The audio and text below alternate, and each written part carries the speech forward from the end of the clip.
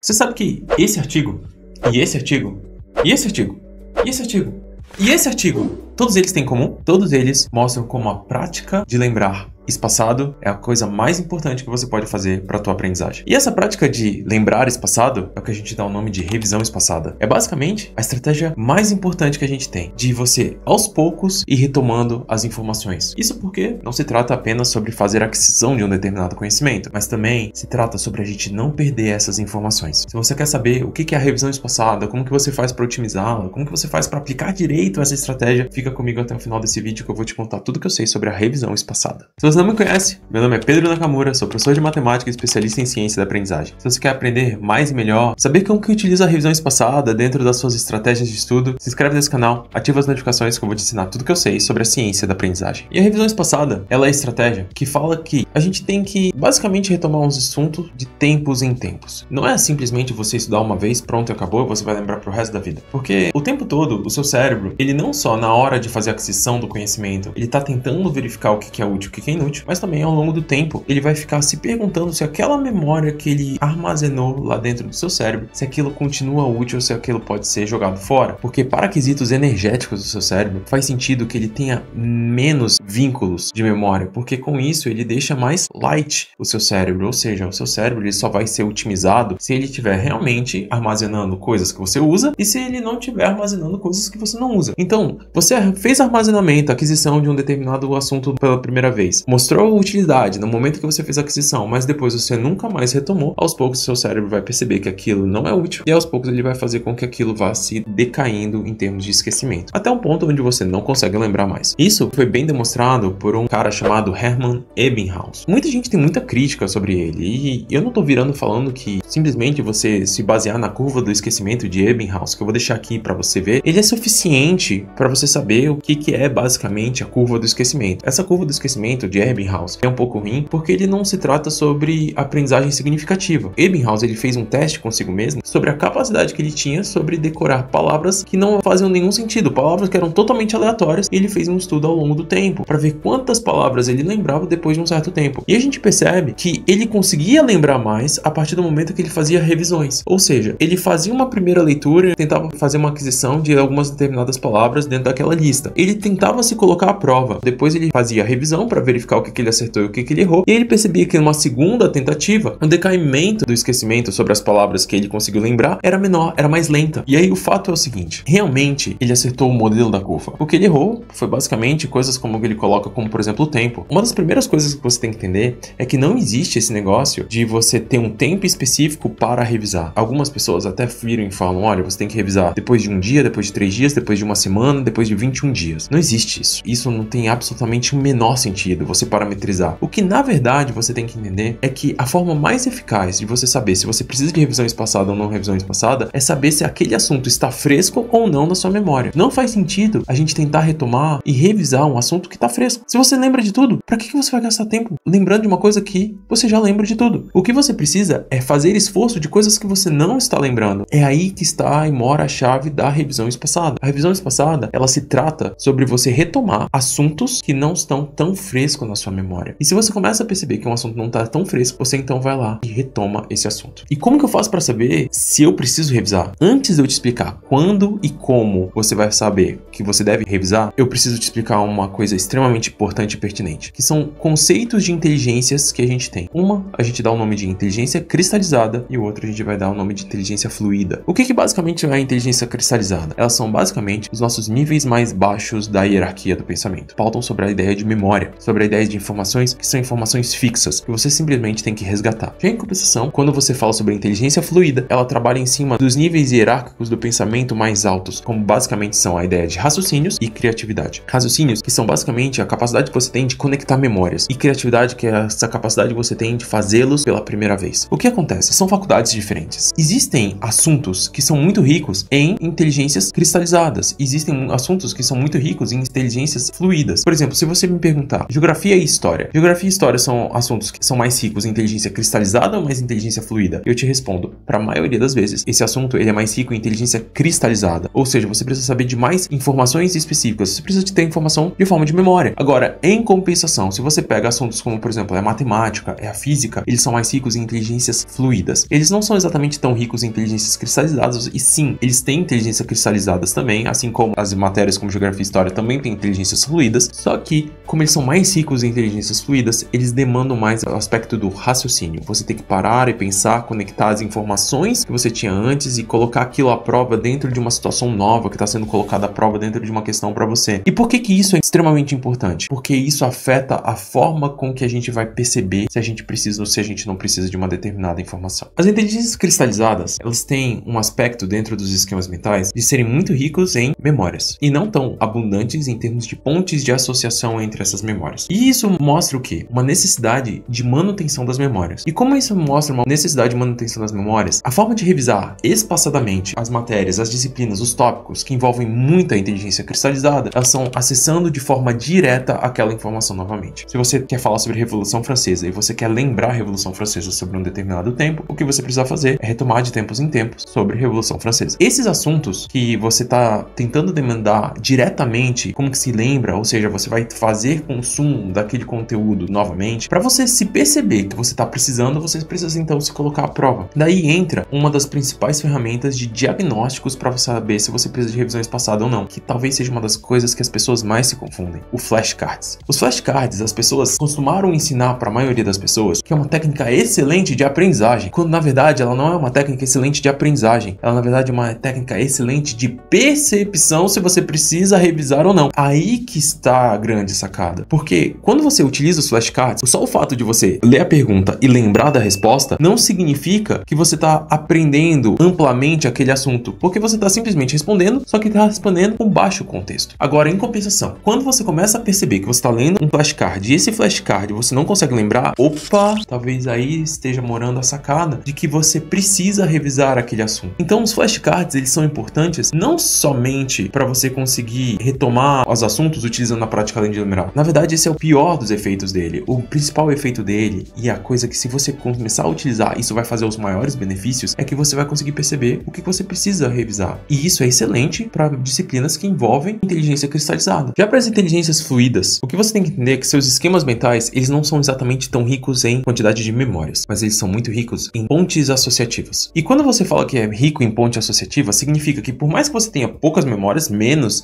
do que aquelas disciplinas que são ricas em inteligências cristalizadas, elas têm um nível de conexão neural absurdo. Você tem muitas formas de acessar aquelas memórias novamente. E, portanto, você não precisa revisar de uma forma direta esses assuntos que são ricos em inteligências fluidas. O que você faz é uma revisão indireta daqueles assuntos. Só para você ter uma ideia do porquê que eu tô falando isso, eu vou te fazer uma pequena pergunta. A pergunta vai ser a seguinte: a gente tem 3 elevado a x é igual a 9. Quanto que vale x? E quanto que é log do número 9 na base 3? Eu tenho certeza que para a primeira pergunta, eu acho que você conseguiu me responder que x é igual a 2, porque você deve ter pensado que 3 ao quadrado é 9. Agora, em compensação, quando a gente fala sobre log de 9 na base 3, a resposta é 2. Só que talvez você não tenha percebido que a primeira pergunta e a segunda pergunta deram exatamente o mesmo resultado. E por quê? Porque na verdade elas são exatamente a mesma pergunta, escritas de formas diferentes. Mas é por que eu consegui resolver a primeira pergunta e eu não consegui resolver a segunda pergunta? E a resposta é porque você não revisou espaçadamente logaritmo. O que você fez é revisar espaçadamente a parte de potenciação. Só que você me pergunta, mas Naka, eu tô há tanto tempo sem estudar potenciação, como assim eu tô revisando potenciação? Você revisa a potenciação no dia a dia. Você revisa a potenciação nas próprias multiplicações que você faz no seu dia a dia. Você falar sobre quadrados talvez seja uma coisa muito mais natural do que você falar sobre logaritmos. E exatamente porque você revisa indiretamente essas partes de operações básicas, você consegue lembrar, por exemplo, o resultado de 3 elevado a x igual a 9. Mas em compensação, log de 9 na base 3, que é exatamente a mesma pergunta,